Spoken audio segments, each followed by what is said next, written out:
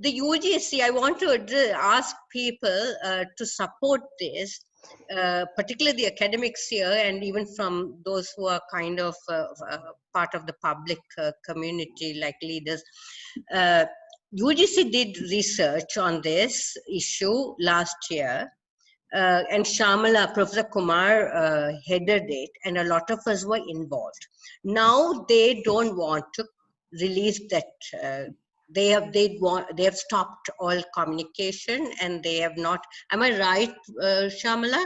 I mean, they are not interested in coming out with the report. And this is the same UGC, that wants to bring CIS in.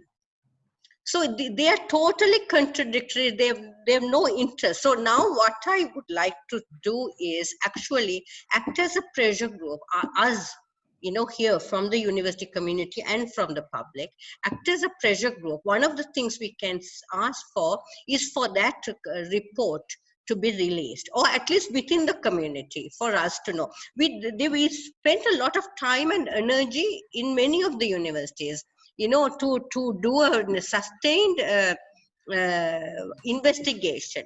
Unfortunately, I mean, Prabha, although you say that Peradeniya has done this, and or maybe you did not say it, I just caught a few things here and there.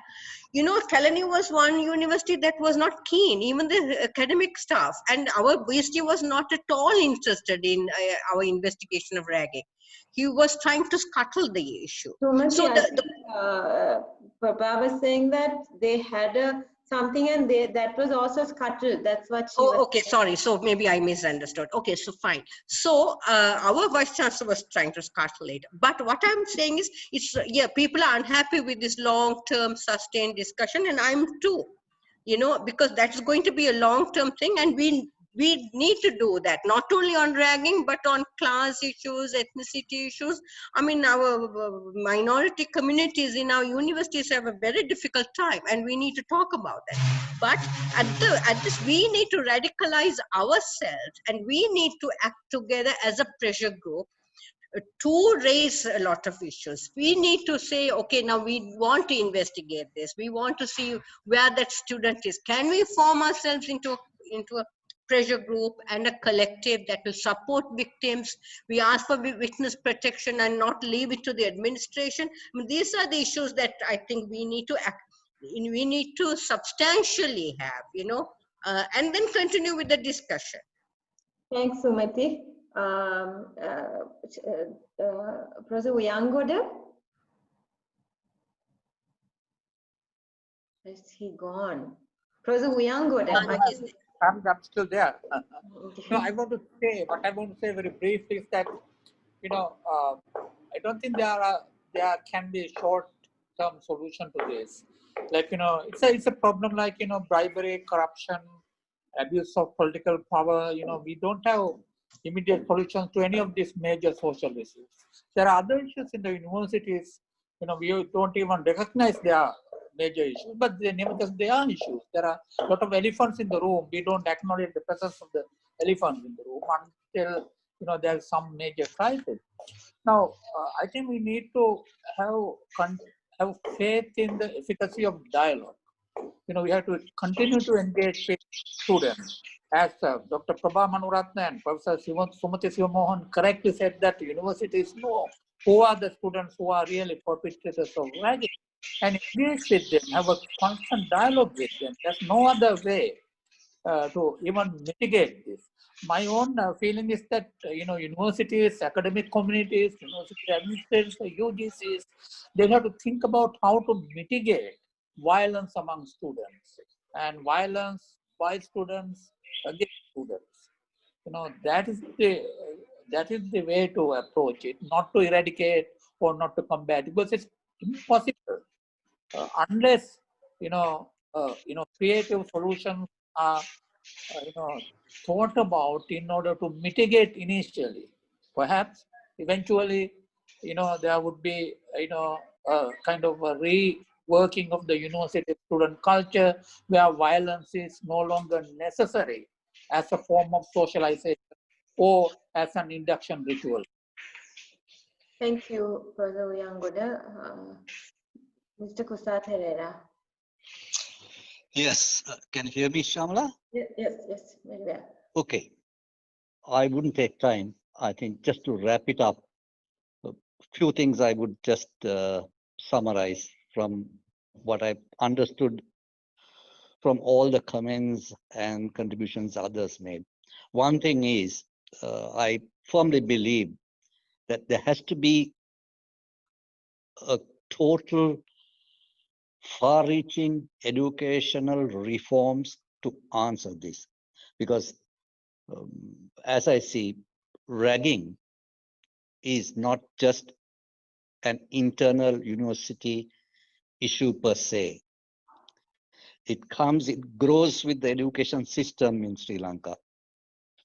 Second thing is, unless you come with far-reaching reforms, you will not be able to change the university system, which is also corrupt, which is also inefficient, and which is also very selfish. And that is why most times, most have been saying, action is not taken. Law is there. We know who they are. We don't need the state intelligence services to come and identify. We know who they are.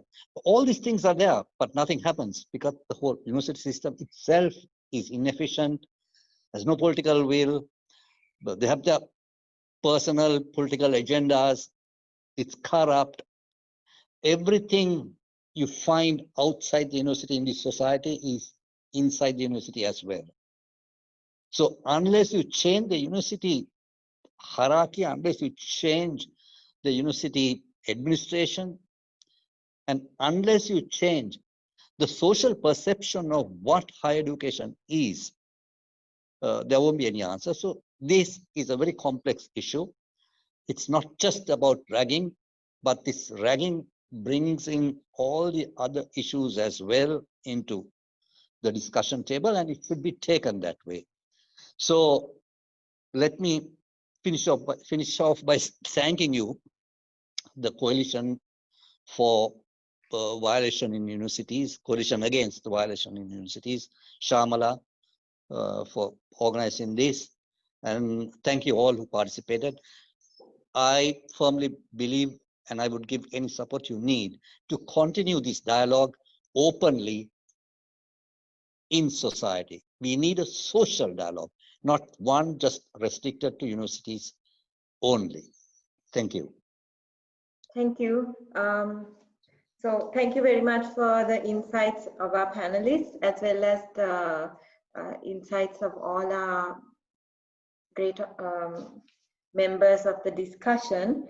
I think at some point, I think all of the panelists and even the people who commented talked about I think having the state intelligence services involved in addressing ragging is again putting the onus of addressing ragging on those with power.